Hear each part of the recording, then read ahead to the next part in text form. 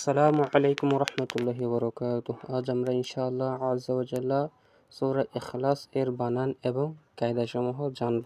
ঠিক আছে, তাহলে চলুন শুরু করা যাক। বিসমিল্লাহির রহমানির রহিম। কফ লাম পেশ কুল।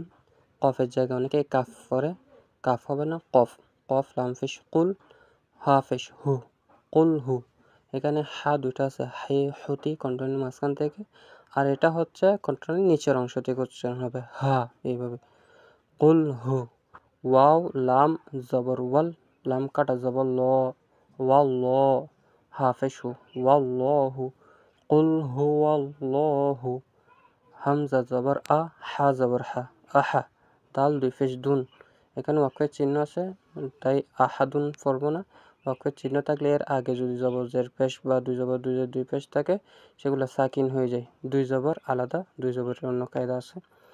তাহলে এখানে যদি সাকিন হয়ে যায়, এটা দালটা কলকলার হরফ, তো এখানে কলকলা করতে হবে আহাদে, এভাবে কুল হুয়াল্লাহু আহাদ। কোনো শব্দের শেষে যদি দুই পেশ আসে, তাহলে যদি মিলাই ফুরি, এর পরের শব্দের শুরুতে যদি হামজা আসে, আলিফ আসে, তাহলে ওই দুই পেশকে এক পেশ করে একটি ছোট নুন নিচে জের দিয়ে পড়তে হবে। আহাদু নিল্লা, এখানে আলিফটার উচ্চারণ হবে না। যদি মিলাই পড়ি, আহাদু নিল্লাহুস সামাদ, কুল হুয়াল্লাহু আহাদুন ইল্লাহুস সামাদু লাম ইয়ালিদ ওয়া লাম ইউলাদ ওয়া লাম ইয়াকুল লাহু কুফুয়ান আহাদ। মিলাই পড়লে ঠিক আছে, এখানে নুন জের আসবে একটা, আর দাল দুই পেশটা পেশ হবে। ঠিক আছে, হামজা লাম জবর আল, লাম কাটা জবর ল, আল্লাহ। হা সদ পেশ হুস, আল্লাহুস, সদ জবর স, আল্লাহুস, মিম জবর মা, দাল পেশ দু। দাল পেশ এখানে সাকিন হয়ে যাবে ওয়াকফের কারণে, দালটা কলকলার হরফ, কলকলা করতে হবে আল্লাহুস সামাদ, এভাবে।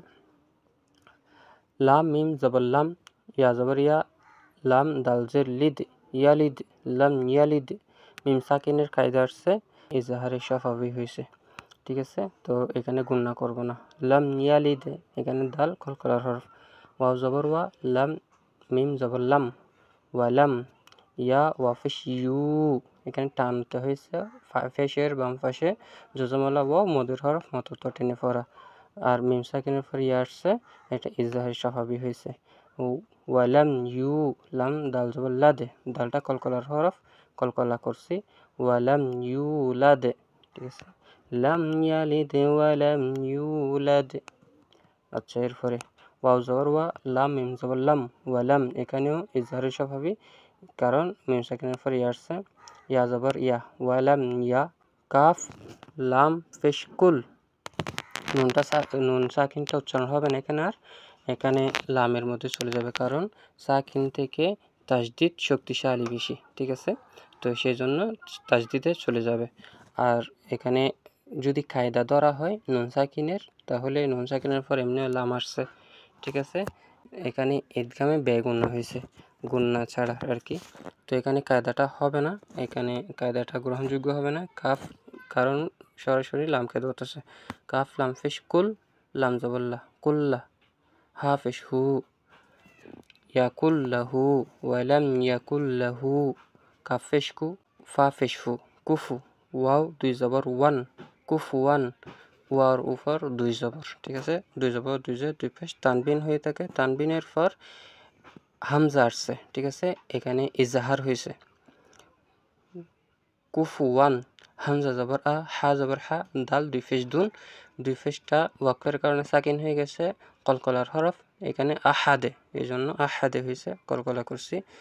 ওয়ালাম ইয়াকুল্লাহু কুফুয়ান আহাদ। বিসমিল্লাহির রহমানির রহিম।